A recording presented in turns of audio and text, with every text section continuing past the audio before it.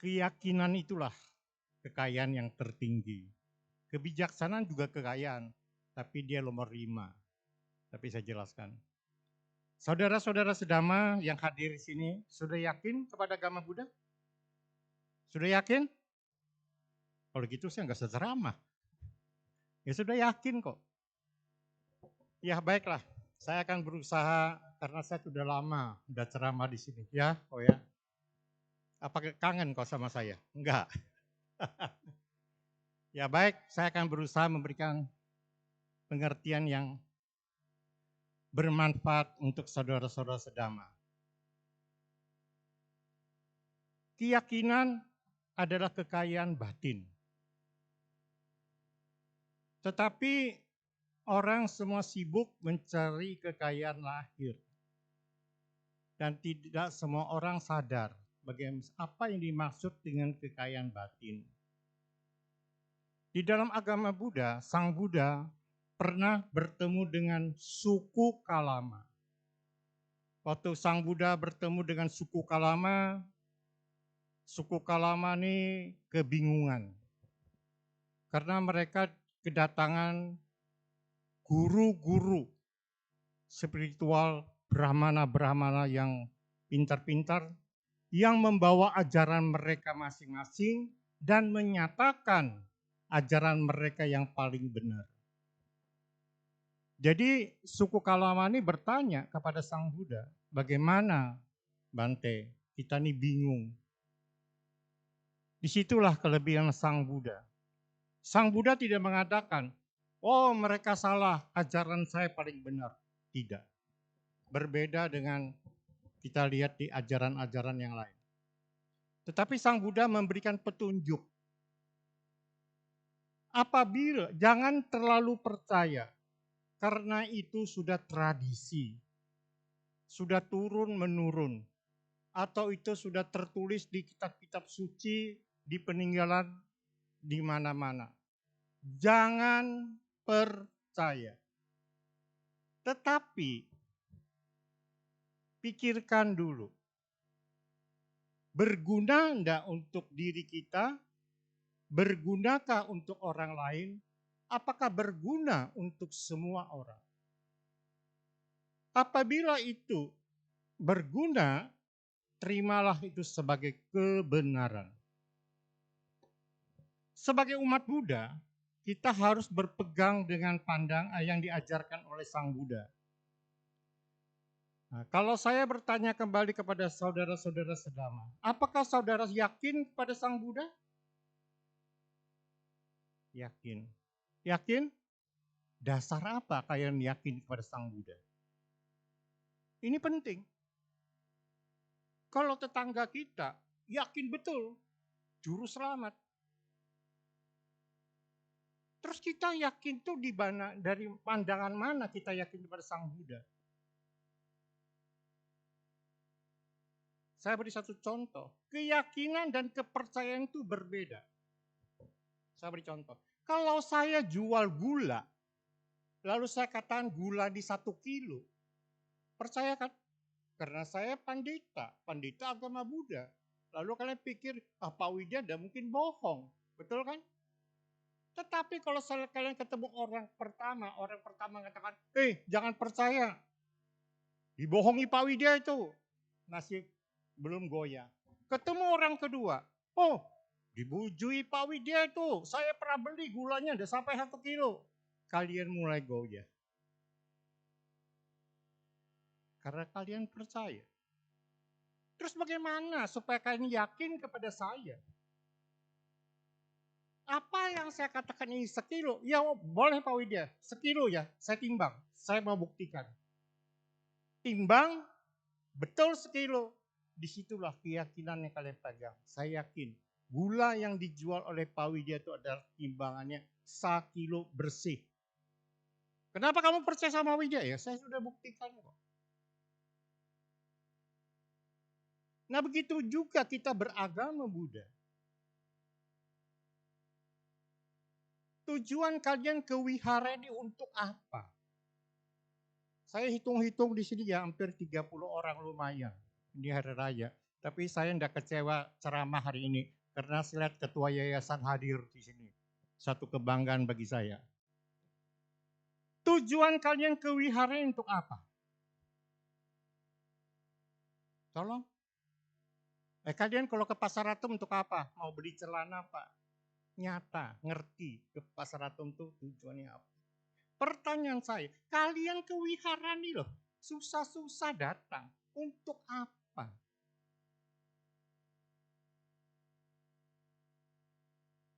Tolong, ada yang bisa jawab? Mendengarkan dhamma. Lanjut pertanyaan, untuk apa mendengarkan dhamma?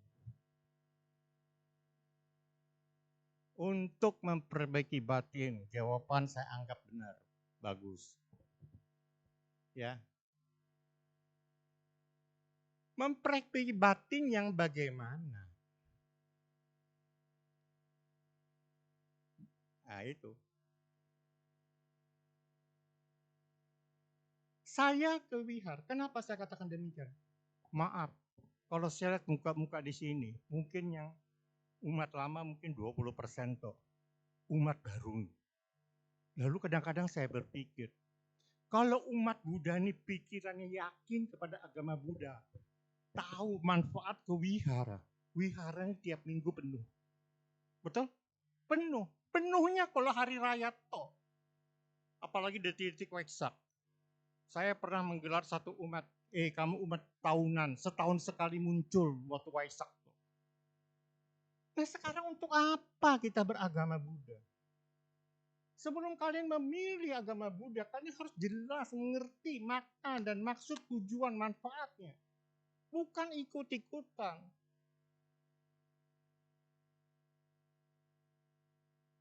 Karena saya yakin yang datang ke wihara tidak semua sadar tujuan ke wihara itu untuk apa.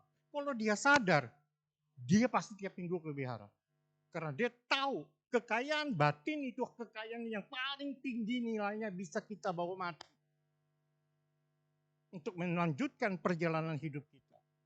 Tetapi kekayaan materi itu kita tinggal kalau kita meninggal. Sadar. Bukan saya menonjolkan diri saya ini tiap hari ke wihara.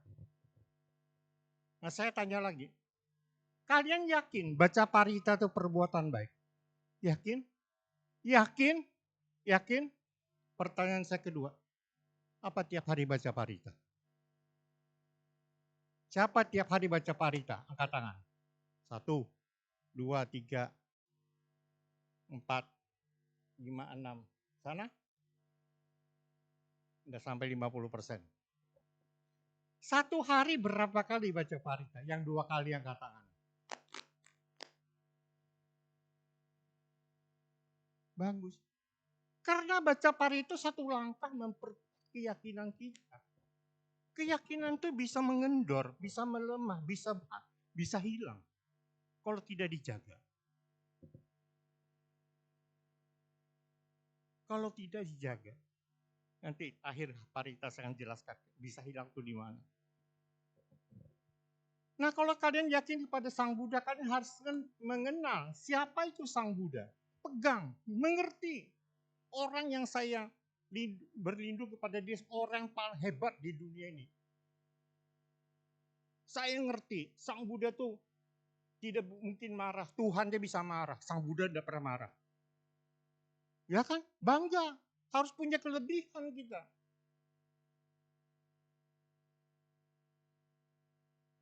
Sang Buddha itu tidak pernah marah. Sang Buddha itu punya semangat tinggi. Sang Buddha punya meta cinta kasih yang luar biasa. Yang sangat kita banggakan. Terus ajarannya lagi, kita harus mengerti. Karena saya yakin orang ke wihara ini tidak semua punya pandangan benar. Karena banyak orang, kenapa ndak ke wihara? Oh, Pak orang wihara. Aku iki loh, 20 tahun ke wihara. Gak dapat, gak sugih-sugih juga, percuma ke wihara. Lucu kan? 20 tahun ke wihara bangga. Tapi buntutnya gak enak. Gak dapat apa-apa Pak. Percuma saya ke wihara. Mau ngomong apa? Banyak umat kita Ya maaf, bukan saya nyinggung. Banyak umat kita yang lama-lama tuh tidak bertahan. Apalagi setelah COVID selesai, banyak yang hilang ya. Banyak yang gak muncul. Lalu saya bertanya, dulu-dulu kewiharanya untuk apa? Apa yang dicari? Kalau tadi Taci itu mengatakan mengembang batin, batin yang bagaimana? Kita tahu enggak kelemahan kita? Kita tidak mengerti hidup ini. Bahwa kalau kita mengerti bahwa apapun yang terjadi pada kehidupan kita ditentukan diri kita sendiri. Pegang itu. Maka saya harus memperbaiki saya. Satu, saya jangan malas. Dua, saya harus semangat. Tiga, saya tidak boleh putus asa. Dan lain-lain lagi. Karena kita mengerti hukum karma. Hidup ini selalu berubah. Itulah ajaran pokok, ajaran Sang Buddha yang harus setiap saat kita renungan dan kita sadari. Tetapi kadang-kadang kita belajar setengah-setengah. Tahu hukum karma? Tahu, Kak. Tapi hukum karma untuk orang lain. Ada tetangga rumahnya terbakar, umat, sabar Ci, sudah karmanya Ci, jangan susah ya. Pinter, ngomongnya orang lain. Tapi kalau dirinya sendiri kebakaran rumah atau kematian anak, dilihat. Kalau dia bilang, iya ini sudah karma saya mengerti. Untuk apa saya susah? Susah pun tidak kembali. Barang yang saya hilang. Dia mengerti dhamma. Dia punya keyakinan. Dia kaya batin. Kita ini miskin batin kita. Maka batin kita harus diisi. Satu, sila kita pegang. Kita harus punya sila. Itu kekayaan batin.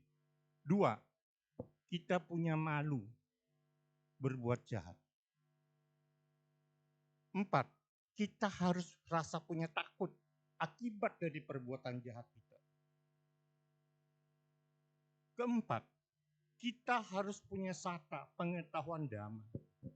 Dan kelima, kita harus punya caga, kemurahan hati. Dan terakhir yang tadi saya bilang saya salah, keenam, kebijaksanaan atau apa. Itu harus kita kembangkan di dalam diri kita.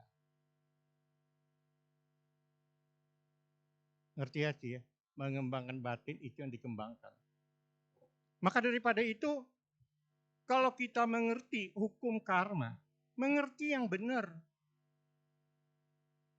Jangan hanya, kalau saya berbuat baik, saya akan bahagia. Saya kadang-kadang lihat umat Buddha ini kalau berdagang paling pintar. Saya berdana, nanti saya berdana 1 juta, besok saya akan dapat berkah 10 juta cuan, karma baik. Kalau saya berbuat baik, saya akan dapat karma baik. Itu bukan pengertian agama Buddha. Itu bisnis. Makanya kalau kewihara sudah kebiasaan bisnis, kewihara apa untungnya? Nah maka daripada itu saudara-saudara sekalian, saya berikan sepintas tentang hukum karma. Ada orang, dia sering jadi berbuat baik. Tahu-tahu dapat musibah. Lalu dia berkata, untuk apa saya berbuat kebaikan? Ada punya pikiran gitu? Mana hasil perbuatan baik saya? Saya cerita pengalaman, jadi pengalaman itu lebih bermanfaat. Ada satu bos, ini kejadian betul, telepon saya. Pak Widya, saya punya barang dijarah orang, dirampok orang di tengah jalan. Padahal saya ini kan banyak sumbang sudah wihara. Berapa banyak saya sumbang wihara. Mana perbuatan baik? Kenapa saya nggak dilindungi? Malah barang saya bisa dijarah tidak sedikit 700 juta. Apa manfaat saya berbuat baik? Tidak ada gunanya saya berbuat baik. Kalau kalian begitu kan jawabannya apa? Hah? Kalau mengatakan, oh itu karma, jawabnya dia singkat. Saya juga tahu karma. Nggak mempan. Maka menghadapi umat itu kalau tidak tahu selahnya, bukan umatnya menjadi umat Buddha yang baik, malah lari. Cari juru selamat. Saya wah ini sponsor wihara besar ini. Kalau saya salah jawab, amblas. Karena dia punya anak semua Kristen. Tidak ada Buddhis. Saya jawab apa? Bos, dulu bos punya berapa truk? Dulu 2. Sekarang berapa? 40. Itu dapat dari mana? Saya tanya gitu, bingung dia. Saya tanya lagi, apa bos selama ini selalu berbuat baik? Tidak pernah berbuat salah? Tidak pernah berbuat jahat? Mikir dia. Jadi kalau memberikan pengertian itu suruh dia mikir sendiri. Jangan kita masuk konsep berpikir baru. Susah mereka terima. Lalu dia pikir, oh begitu ya. Oke lah Pak Widya, sekarang saya sadar. Apa? Ya, saya tetap sponsor Dhamma Jaya. Syukur saya pikir. Enggak berhenti di situ. Setahun kemudian, 2 tahun atau 3 tahun kemudian terjadi satu peristiwa besar di dalam dia punya perusahaan.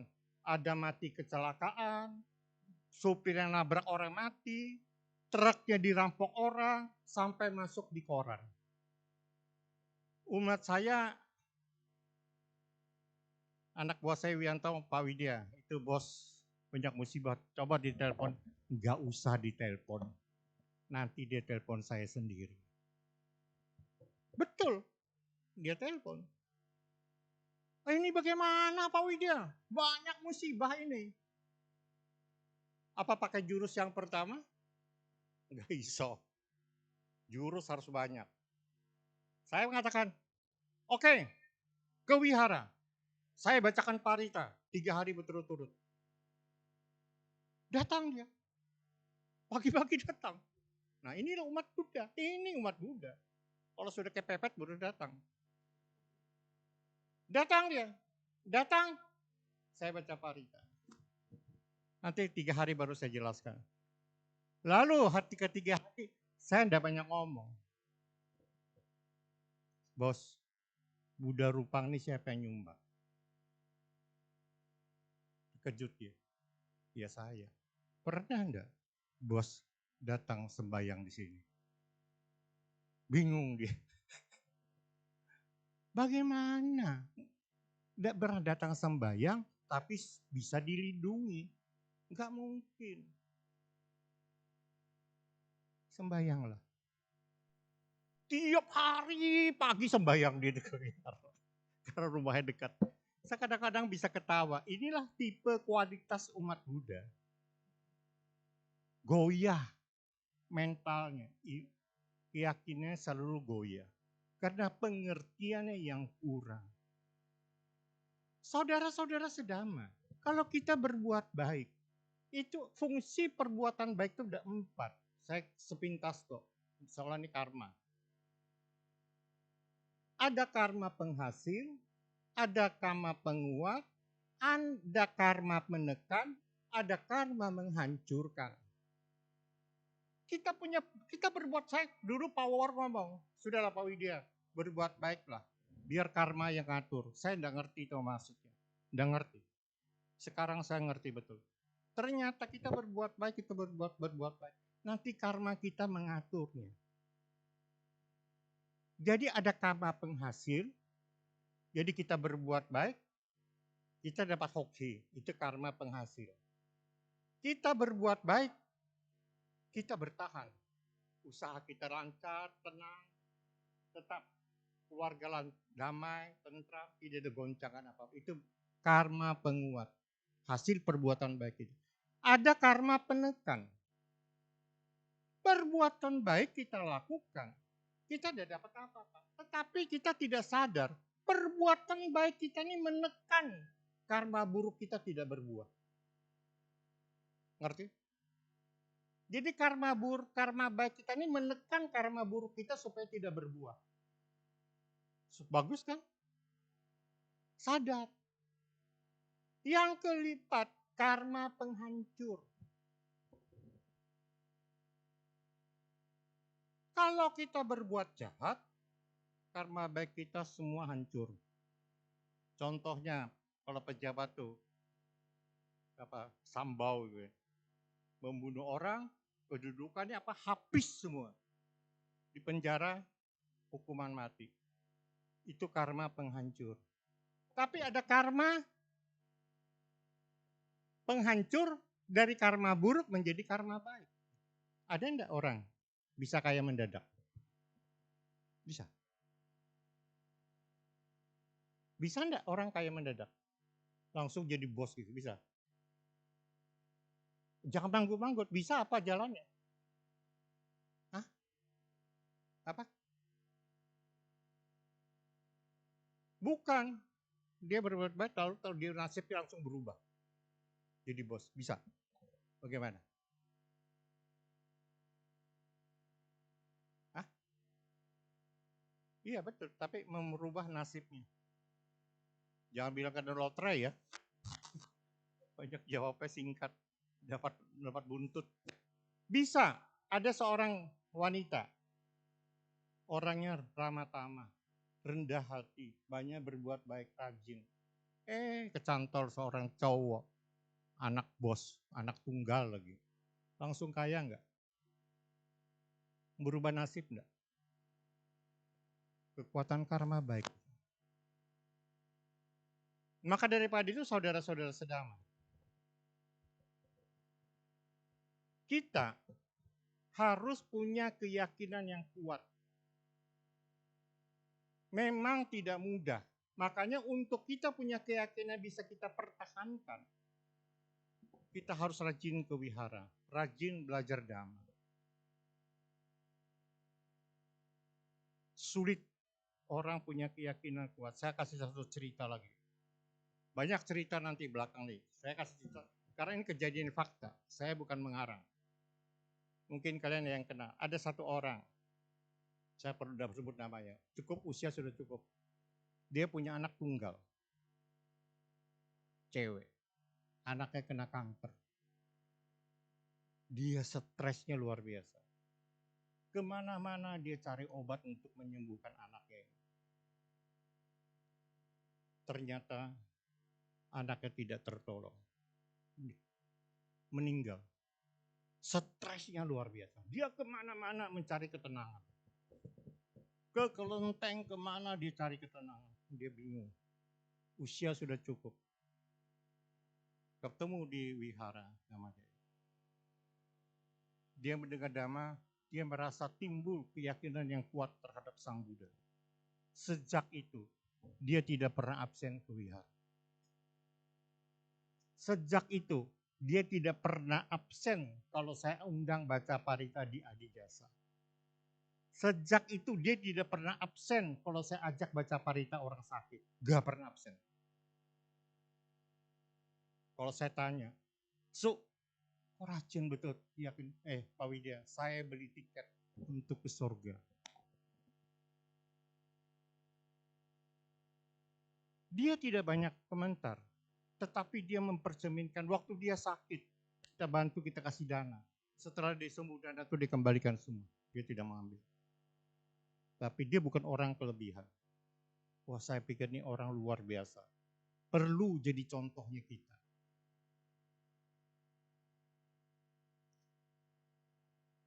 Tidak lama istrinya meninggal. Dia masih tabah. Dia pindah dari tokonya di sini, pindah ke rumah. Dia beli satu rumah. Tinggal sendirian, dia bikin altar, dia sering baca parita.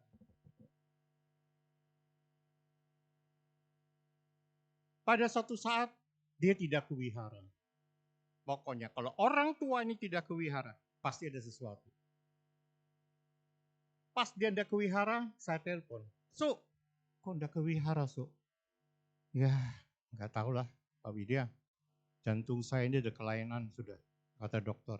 Mungkin saya tidak lama lagi akan berangkat.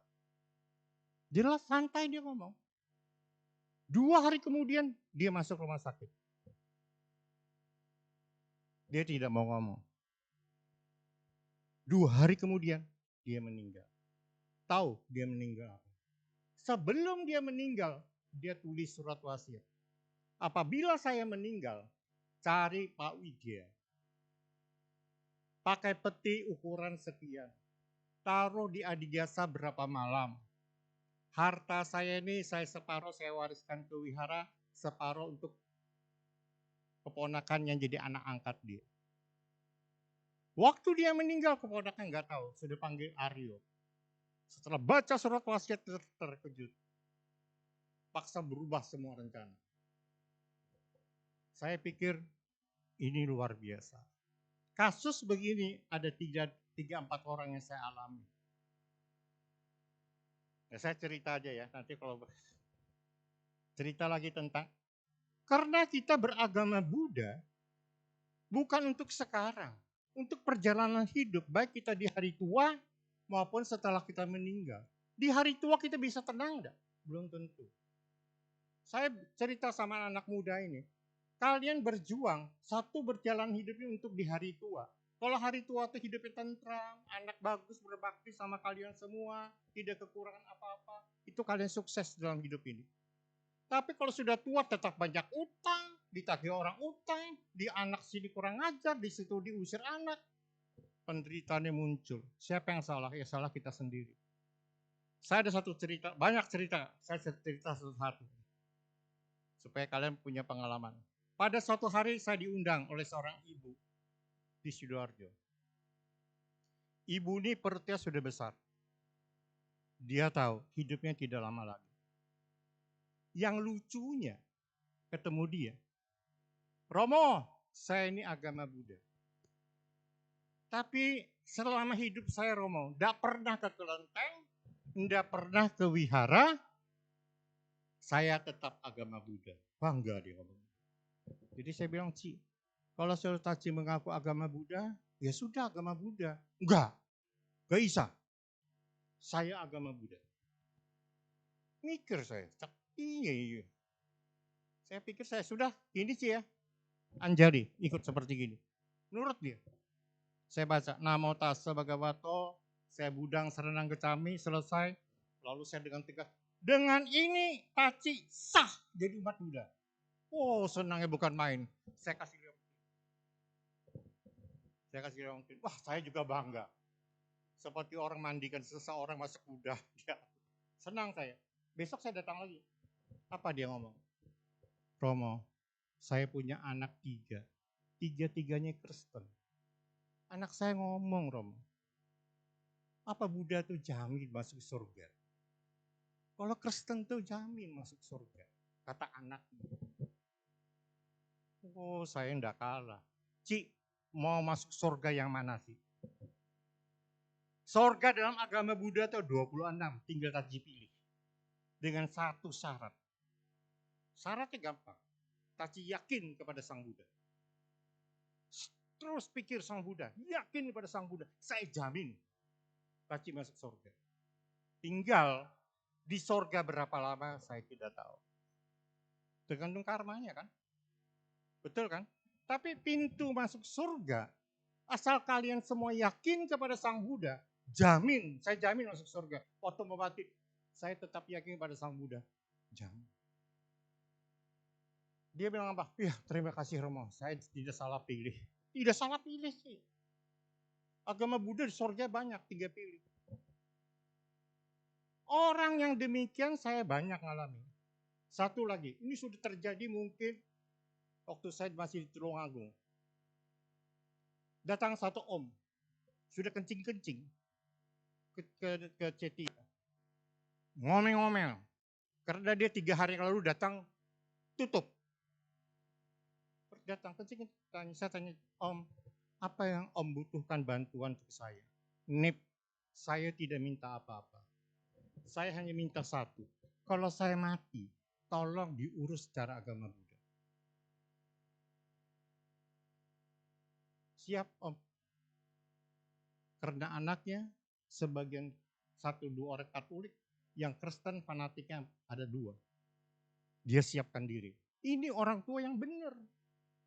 Jangan kalau sudah mati dikristenkan oleh anak.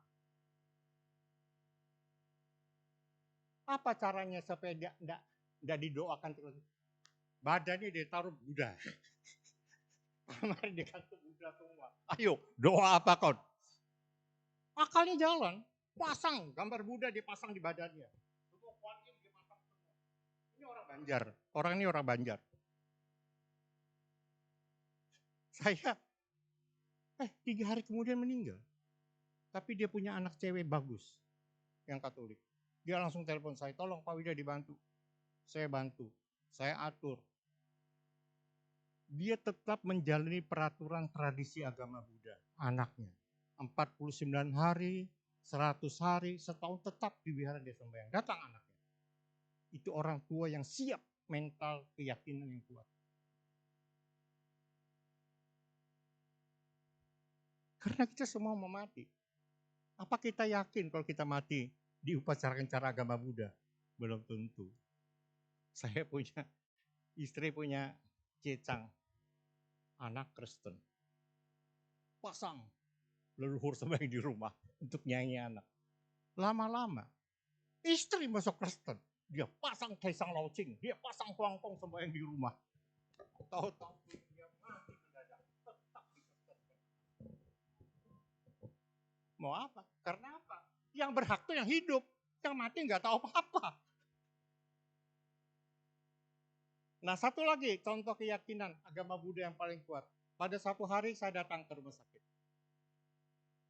Yang sakit ini istri saya yang keluarga. Dia sudah kanker dari harapan. Saya duduk di tempat samping tidurnya. Datang 2 orang cewek. Pak, izin mau kita doakan. Yang sakit bilang, ya silahkan. Wah sudah, mulai jurus keluar. Nama kita catat di surga ini. Ngomong. Dia diam aja. Sudah selesai? Pak, siap Bapak pindah agama? Nama Bapak sudah saya catat ya. Saya terkejut yang sakit ngomong apa? Bu, jangan kurang ajar Bu ya. Saya ini agama Buddha. Ibu sembahyang kan enggak apa-apa. Tapi jangan sekali-kali maksa saya pindah agama. Wah, saya terkejut.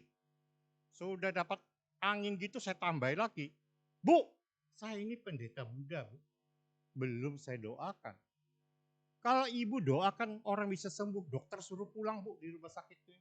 Ibu aja doakan di sini, dokter jasa diobati. Langsung mukanya merah, keluar diam-diam bisa ngomong.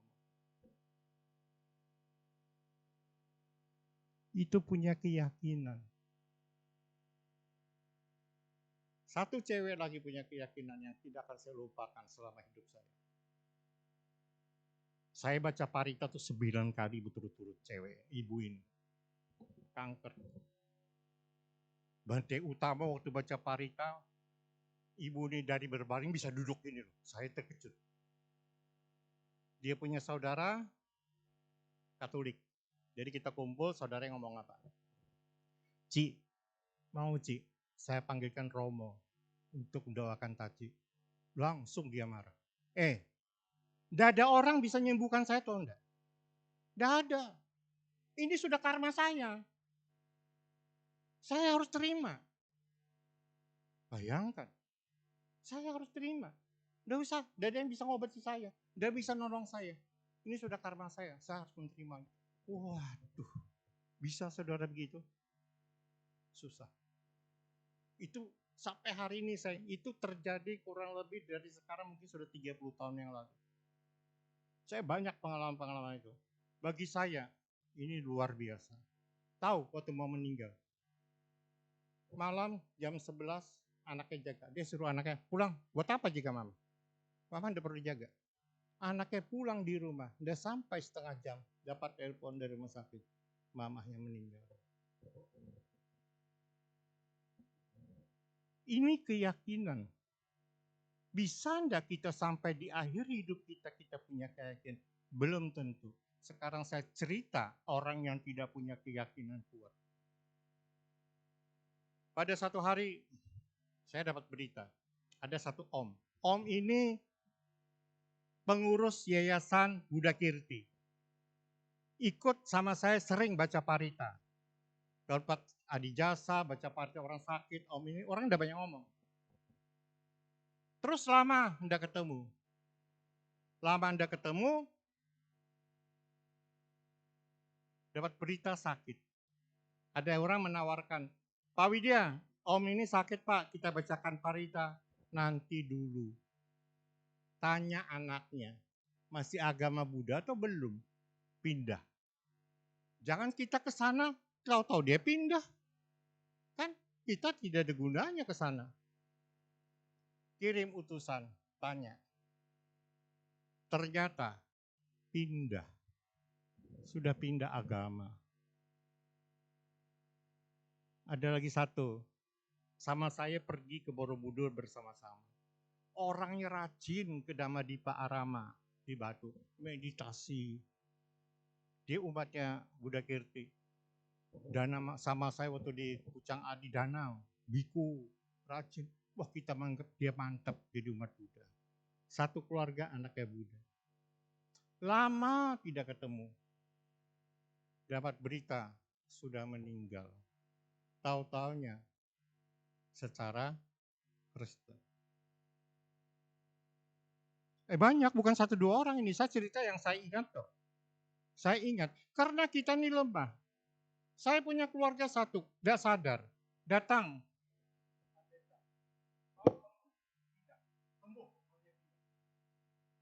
Si anaknya sakit ini tidak punya keyakinan, dia pindahkan.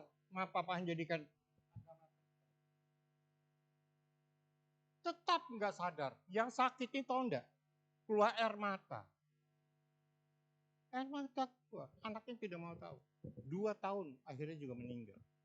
Sedih kan? Padahal orang ini rajin ke wihara. Tapi nggak sadar. Nah, maka daripada itu, dari cerita saya ini, apakah tujuan kita menjadi umat Buddha ini untuk meningkat keyakinan sampai di mana keyakinan kita betul-betul sudah kita pegang? Karena keyakinan ini seperti sebuah pelita yang menuntun jalan hidup kita. Orang tidak punya keyakinan, hidupnya tidak akan punya keseimbangan. Sering bingung, sering ragu, sering takut, karena tidak punya keyakinan. Karena kita umat Buddha ini lucu. Agama Buddha, percaya hukum, saya percaya juga Hong Sui, Sui, Qiong, campur aduk. Makanya kita umat Buddha ini lemah. Coba, kalau sudah masuk perteng, dia boleh pegang dulu. Mereka nggak pegang. Betul? Orang betul. Tapi kita umat Buddha masih campur aduk. Masuk peti, jangan lihat. Wah, putar belakang semua. Ya betul, masih percaya itu. Datang mau maisong, kasih benang merah. Terima. Saya kadang-kadang bingung di umat Buddha nih. Nanti mau kamu nih kawinnya tanggalnya salah, makanya suami istri nggak pernah cocok. Iya. Bisa kawin ulang nggak? Itu ada tuh. Itu ada, bukan saya ada tuh umat Buddha sendiri.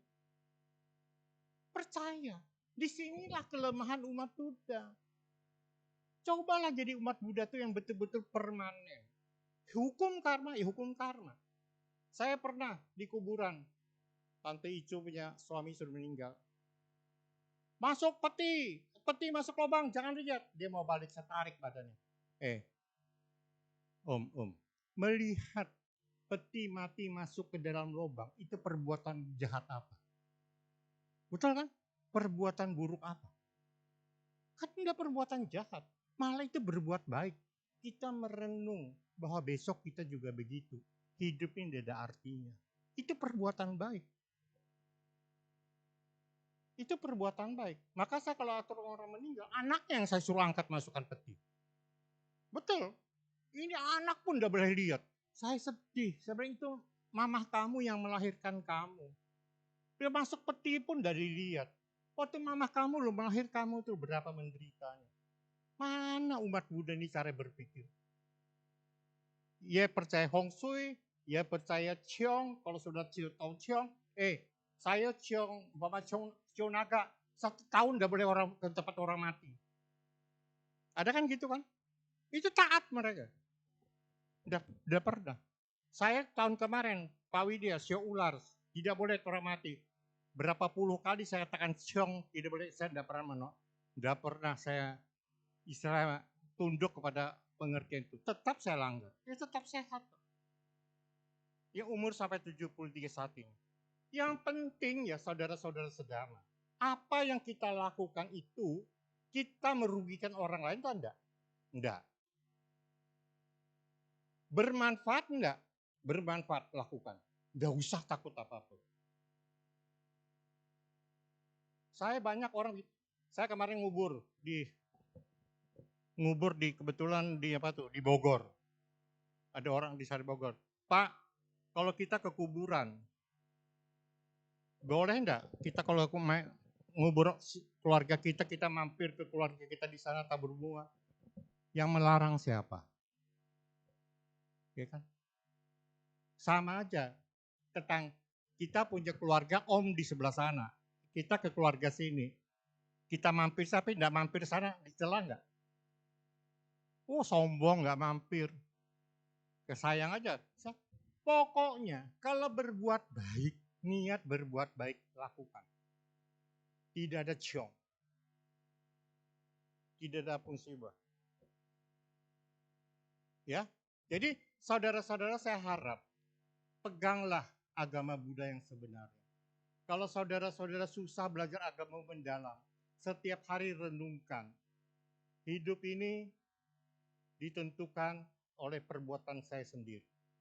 Hidup ini ditentukan oleh karma saya sendiri. Hidup ini selalu berubah. Kalau pegang itu, kita tidak akan mendapat musibah. Tetapi, kenapa ini tidak bisa muncul di dalam pikiran kita? Karena nafsu keinginan kita ini terlalu besar dalam diri kita. Aku kita terlalu tinggi di dalam diri kita. Kebencian kita gampang tersinggung, iri hati terlalu kuat. Sehingga keyakinan kita melemah. Contoh, kalau ada seorang wanita saling jatuh cinta. Namanya orang jatuh cinta loh. Namanya orang jatuh cinta itu kan lupa diri. Orang tua pun dilawan, betul? Iya kan? Jadi kalau si laki bilang, sudah Mei, orang kaya kok. Mei, kalau kita kawin nanti tak beli mobil, tak beli rumah baru. Nafsunya tambah besar. Membayangkan, menghayalkan. Seolah-olah yakin, ini yakinnya terbalik. Yakin si laki-laki ini akan berikan rumah, berikan mobil yang baik. Besoknya tanpa dia sadari dia melihat laki-laki itu bergoncengan dengan wanita lain. Bawa wanita lain. Bayangkan apa yang terjadi. Apa yang terjadi? Itu cewek yang tahu kok. Apa yang terjadi? Oh kalau wanita ini egonya udah mau kalah. Masa saya kalah? Putus cinta, stres, bisa gila. Akhirnya juga bisa bunuh diri. Yang salah siapa? Hah? Salah karena apa salahnya? Apa salah apa aja? Tahu enggak apa salahnya? Karena dia dikuasai oleh nafsu keinginan, dia kesadarannya tertutup. Kalau dia sadar, dia pasang benteng di dalam dirinya, dia mau apa? Iya, kalau saya punya karma sama dia. Kalau saya tidak punya karma, jadi istri dia, buat apa aku pikir macam-macam? Tunggu aja lihat karmanya. Itu namanya dia rem. Tidak masuk ke jurang penderitaan. Betul? Jadi kalau kita belajar agama, apa ada orang, Ci, nanti malam saya datangi jam 5. Betul ya? Bawa uangnya ya, jangan lupa ya. Saya mau beli ini. Itu juga cari masalah. Kita boleh datang. Datang ya, tapi dalam hati. Ya kalau dia datang. Hidup kan berubah. Siapa tahu nanti sore pikirannya berubah. Dia belajar agama Buddha kita nih. Praktek. Sadar. Oh, kalau jadi sehingga kalau dia tidak datang, kita siap. Cobalah kalau kalian. Saya beri contoh. Kalian punya 2 teman. Sama-sama baik. Teman yang pertama baru cerita ketemu di rumah. Dia pulang di jalanan, tahu-tahu tabrak mobil. Mati. Terkejut kalian? Bisa terbayangkan terkejut kan? Betul? Kok bisa mati ya? Kok bisa tabrakan kok? Kok bisa gini kan? Karena enggak siap. Dibandingkan teman yang kedua. Sakit di rumah sakit. Kalian besut, dapat bisikan. Sakit kanker. Ya umur kita 3 bulan lagi lah. Setiap minggu kalian datang. Pikiran kalian, dia 3 bulan lagi mati. 3 bulan lagi mati. Tak 3 bulan dia meninggal. Sedih. Sedih mana dari kecelakaan tadi? Kenapa beda? Matinya sama. Hah? Apa? Karena kita tidak siap mental. Kalau yang kedua kita siap. Tetapi hidup ini memang kejadian selalu begitu. Kita harus siap.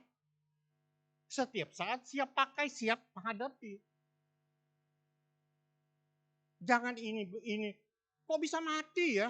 Siapa kira? Saya masih muda ya, macam-macam pikiran.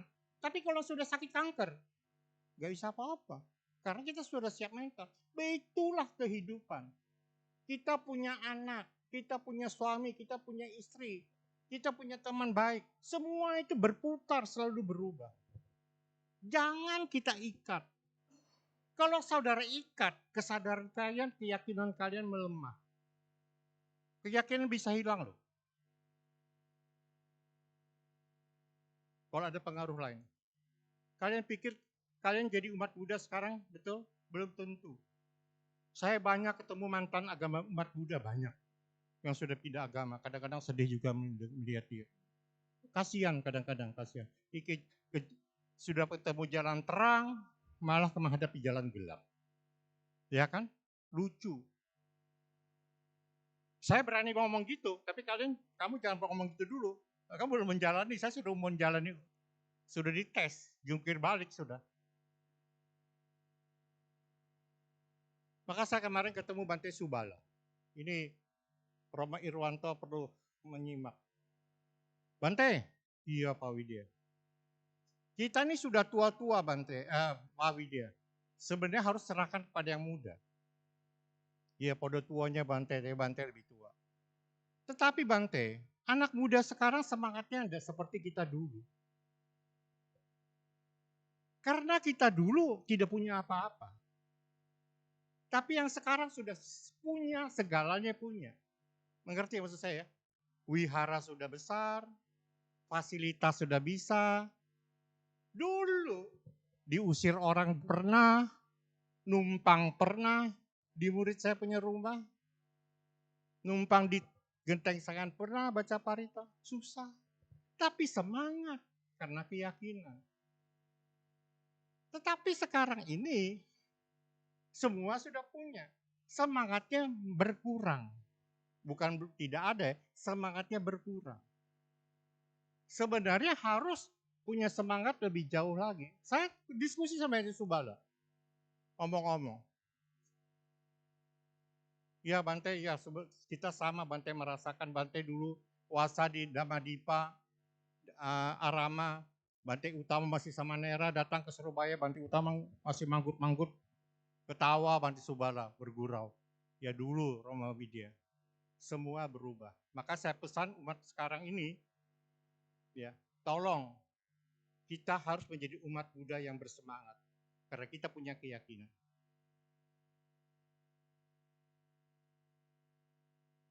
Karena kita punya keyakinan, terutama keyakinan pada kemampuan kita sendiri. Saya tidak boleh malas. Saya tidak boleh bosan. Saya tidak boleh putus asa. Saya harus punya tujuan. Saya harus punya semangat menghadapi. Kalau kalian ke wihara nih, pikirkan bagaimana wihara bisa maju.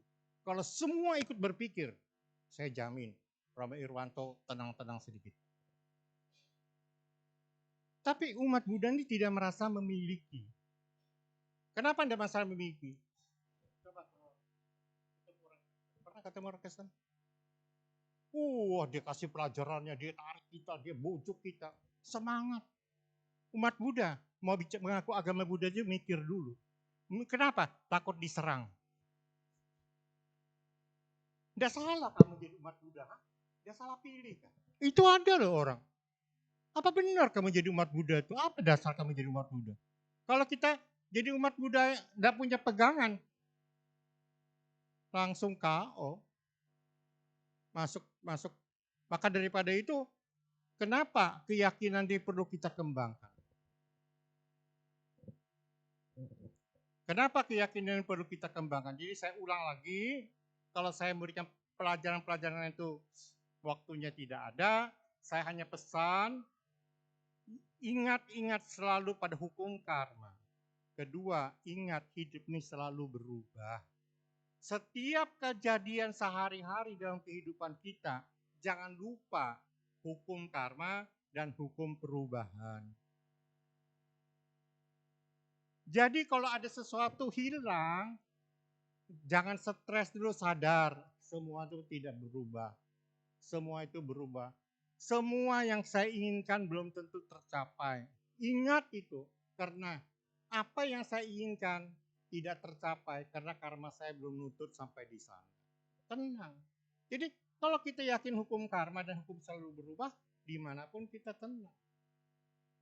Tetapi kalau sudah nafsu keinginan menguasai diri kita, ego sudah menguasai diri kita, kebencian saudara kita, pengertian hukum karma dan perubahannya tenggelam. Kita lupa diri. Makanya ada anak sampai bunuh ibu karena minta belikan sepeda motor, tidak mau, ibunya dibunuh. Karena nafsu, mau keserakahan itu sudah kuat, tidak kesadarannya tidak ada lagi. Maka daripada itu, yang muda-muda, terutama saya pesan, rajinlah ke wihara. Saya berani jamin, kalau kalian belajar Dhamma, hidup kalian lebih baik dari tidak ke wihara. Jauh lebih bagus. Karena saya sudah menjalaninya. Saya tiap hari ke wihara loh. Bukan seminggu sekali. Tiap hari saya ke wihara, saya sudah tekad. Tiap hari saya berbuat kebaikan. Sudah sadar, hidup saya ini tidak lama lagi. Tiap hari saya function sudah 4 tahun. Tiap pagi. Saya siap 2 kantongan. Saya beli intermi, saya kasih 2 bungkus. 2 kantongan, saya kasih kue dari wihara dana, saya kasih uang 20.000. Setiap ketemu pemulung saya kasih. Saya ketemu meja saya kasih. Tiap hari. Saya tiap hari setengah jam keluar sudah function. Karena apa? Saya sadar, hidup saya nggak lama lagi. Betul, ini saya omong apa adanya. Saya sadar sekali, hidup saya nggak lama lagi. Makanya kalau ada orang, Pak Wijan udah ganti-ganti memimpin wihara. Saya tidak mau kesempatan berbuat karma baik saya dihilangkan. Mumpung saya masih kuat, saya tetap berbuat. Tahu udah saya datang ke ceramah, sampai istri saya pesan, besok saya mau ceramah di Pandigiling. Kita agak pagi sedikit ke wihara. Karena saya nonton kembang dulu tadi di Dhamajaya. Setelah saya nonton langsung ke sini. Semangat. Saya tidak pernah main-main kalau masalah keyakinan. Jadi kalau kita bisa ke wihara setiap minggu aja lah. Betul-betul belajar Dhamma. Kalau tidak mengerti tanya. Kalau tidak paham sampai paham. Kalau kita ada, Pak, kenapa saya ini suka bosan ya? Kok saya ini kenapa bisa putus asa? Diskusikan. Harus. Selesaikan problem yang ada dalam diri kita. Saya ini cepat putus asa, Pak. Kenapa ya? Caranya bagaimana? Pasti ada solusi. Bukan keyakinan, pengertian itu masih kurang. Kita ini terus terang. Jujur. Kita ini manja. Kita ini malas. Kalau bisa tidak usah bekerja, uang datang. Betul kan? Ya kan? Tidak bisa berusaha dipuji orang. Tidak ada di dunia ini. Saya tidak usah bisa, tidak ada. Semua itu harus berjuang. Semua itu harus susah. Ingat ya, saya bicara apa benar nih. Jangan takut susah. Kamu perlu susah. Susah itulah obat. Susah itu yang mencambuk kamu bisa maju. Jangan pikir yang enak. Kalau ada kesulitan, jangan minta tolong. Tahu kenapa? Bisa jawab. Ada kesulitan, jangan minta tolong. Usaha sendiri. Kamu akan jadi orang kuat. Kalau ada kesulitan, minta tolong koko. Ada kesulitan, pinjam CC. Kapan majunya? Betul? Saya nih merasakan sudah, bukan saya contoh. Saya pernah naik sepeda motor. Dulu susah, udah punya uang, jujur aja. Pinjam motor dari Pasar Atom Gembos. Siang-siang jam 12 Gembos udah ada uang. Dari Pasar Atom, saya sorong pesawat itu sampai ke Gedung Doro. Apa dalam arti? Rasa nokon, kapok, inilah kehidupan. Rasakan. Maka menderita itu penting. Maka kalau punya anak jangan jatuh, jangan dibela, nih tambah rusak. Jatuh, tegur, marahi kalau perlu. Jangan dimanjakan. Ya mungkin ada pertanyaan sebelum saya akhiri. Soalnya saya ini ada tamu, di biara saya mau cepat pulang. Saya sudah bareng sama Romo Irwan. Ada yang mau tanya? Siap.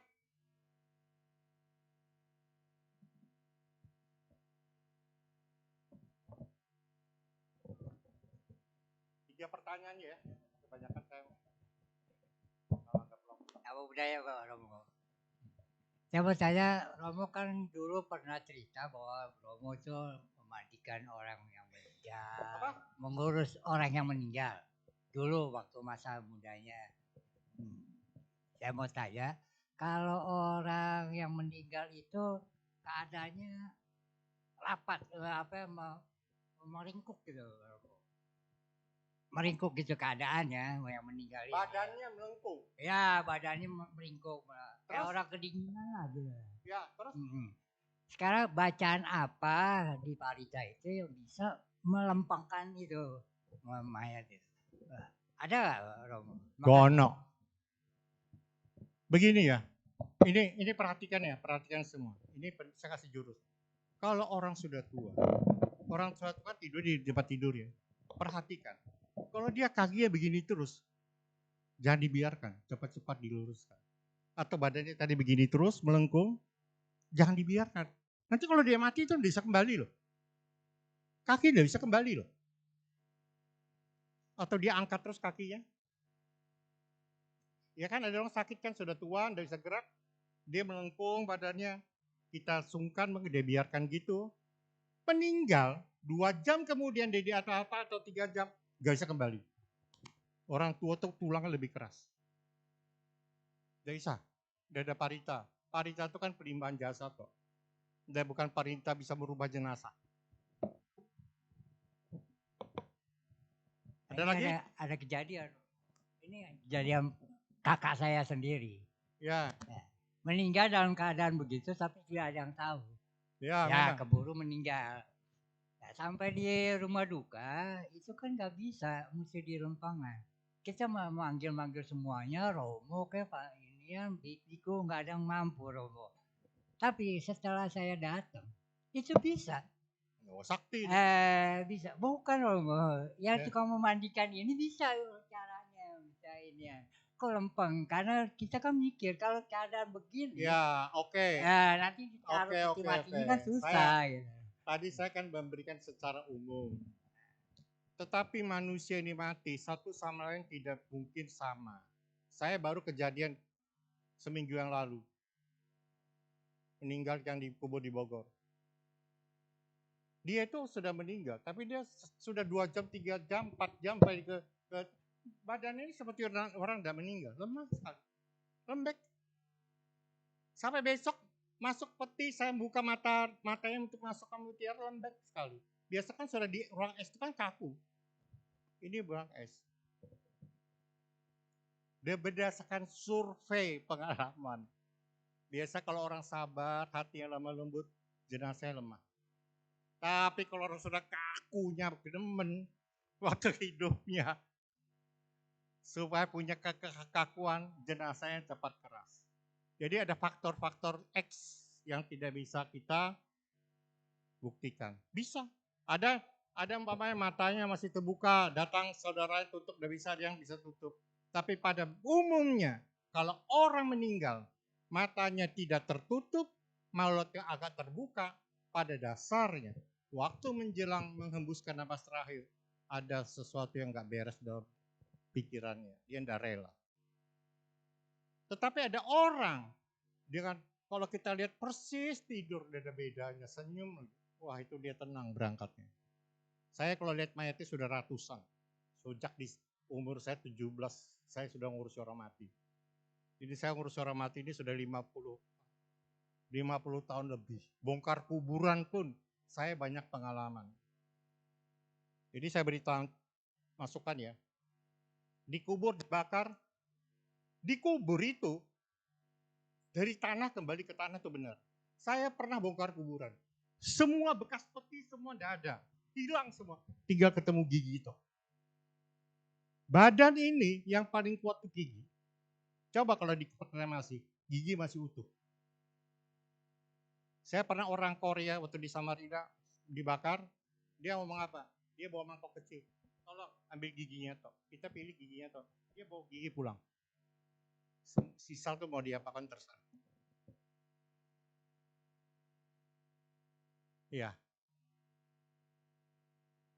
Saya makanya selingan sedikit. Umur saya masih 16. Orang zaman dulu jangan lihat orang mati soe. Apalagi pegang orang mati. Dia bisa kawin katanya. Ya, dengarkan ya. Pada saat itu saya ada bongkar kuburan karena kena stadion, pembangunan stadion.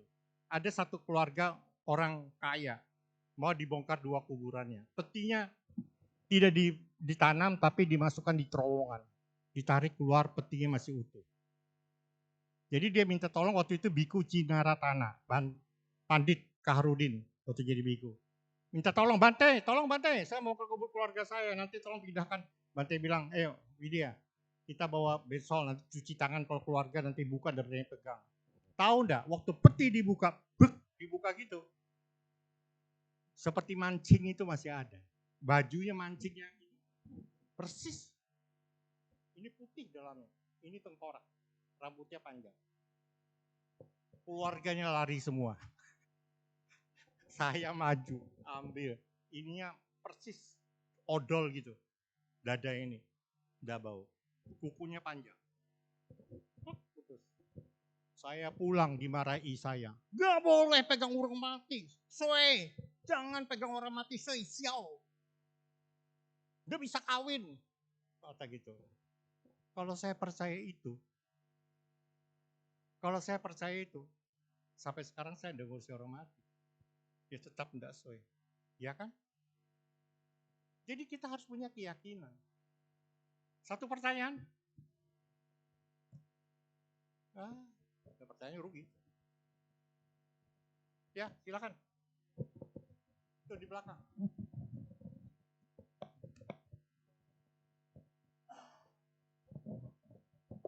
Nama saya Ciko. Saya mau tanya saja, kalau kami akan ada rencana untuk membongkar kuburan dari ayah mertua, terus akan kami bakar, itu apakah perlu pakai aturan-aturan gitu ya? Bongkar kuburan untuk dikremasi. Betul. Oh ya. Begini, tergantung keluarga. Keluarga percaya diupacarakan atau keluarga bilang nggak usah. Ya. Tapi kalau tanya saya, apakah perlu diupacarakan? Perlu. Karena apa? Waktu kita mengubur di sana kita upacara kan? Cengdinya dibongkar juga upacara. Ini dasar pertama. Kedua, waktu kita kubur orang tua kita titip orang tua kita di sana kepada para dewa, para makhluk di sana. Sekarang kita mau bongkar tanpa permisi, apa tahu aturan? Permisi kembali, sembahyang, baca parita. Percaya nggak percaya? Waktu bongkar kuburan di Samarinda, ada satu keluarga, tapi bukan saya yang ngurus bongkaran itu, pihak lain. Malam-malam si cucunya ini mimpi, datang nenek itu baju hitam. Hei, barang saya ada ketinggalan di kuburan, kalian tidak hati-hati. Terkejut, pergi ke kuburan, cari-cari, ketinggalan tulangnya. Ketinggalan tulangnya, aneh. Dan itu apakah nenek itu? Enggak. Mungkin makhluk di sana. Kita juga tidak tahu. Ya. Jadi kalau tanya saya, perlu upacara, perlu. Karena menurut tradisinya begitu. Baik, terima kasih Romo. Ini jadi kuburan semua dibongkar. Bukan tentang keyakinan. Dari cewek satu lah pertanyaan. Jadi saya selesai. Wah, 2 lagi. Apa?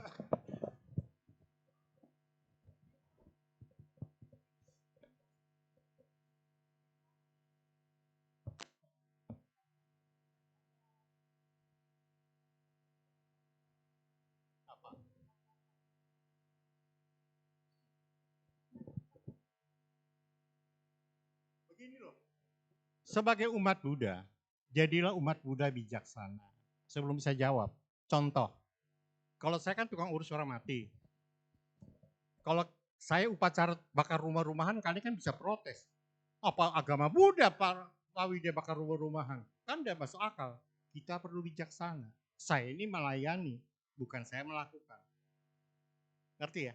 Saya melayani. Kamu minta apa bakar rumah? Soalnya pernah. Kalau saya tidak melayani, keluarga nih malam mimpi, kamu kok udah bakar rumah untuk papa kedinginan di sini. Itu orang tuh bisa cari saya misu-misu.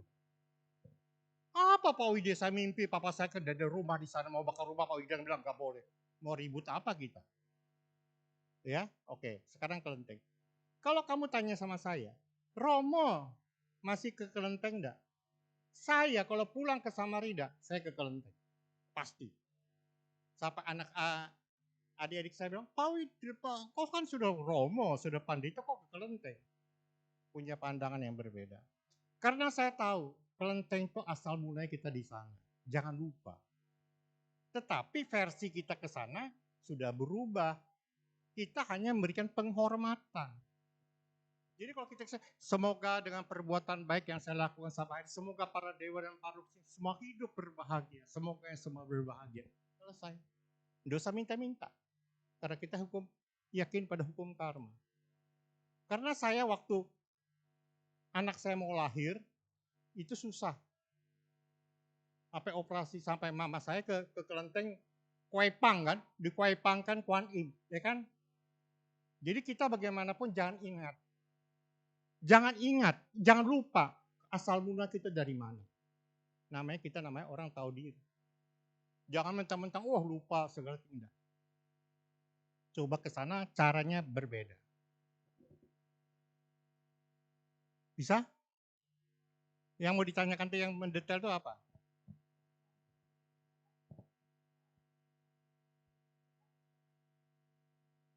Ya, itu kan tinggal percaya atau tidak. Saya juga iseng-iseng bisa camsi, mau uji-uji coba lah sedikit lah. Tetapi kita tetap yakin pada hukum karma. Yakin hukum karma. Tidak ada, maaf ya, tidak ada orang yang bisa bikin kita susah, tidak ada orang yang bisa bikin kita senang. Pegang ini. Kalau dia mencelakakan saya, kalau saya mengerti, ini saya sedang menerima karma buruk saya. Tidak susah kan? Ya kan ngerti ya? Tidak ada orang bisa membuat kita susah. Tidak ada orang bisa membuat kita senang. Itu tentang diri kita sendiri. Sudah? Cukup? Di sana? Cukup. Terakhir ya.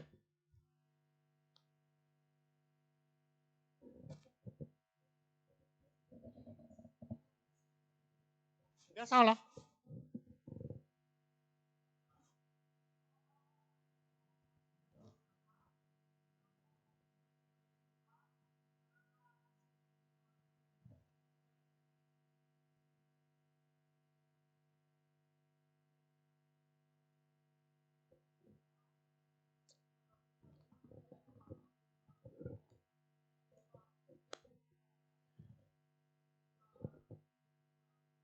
Nah, kata-kata kamu yang terakhir itu dipegang.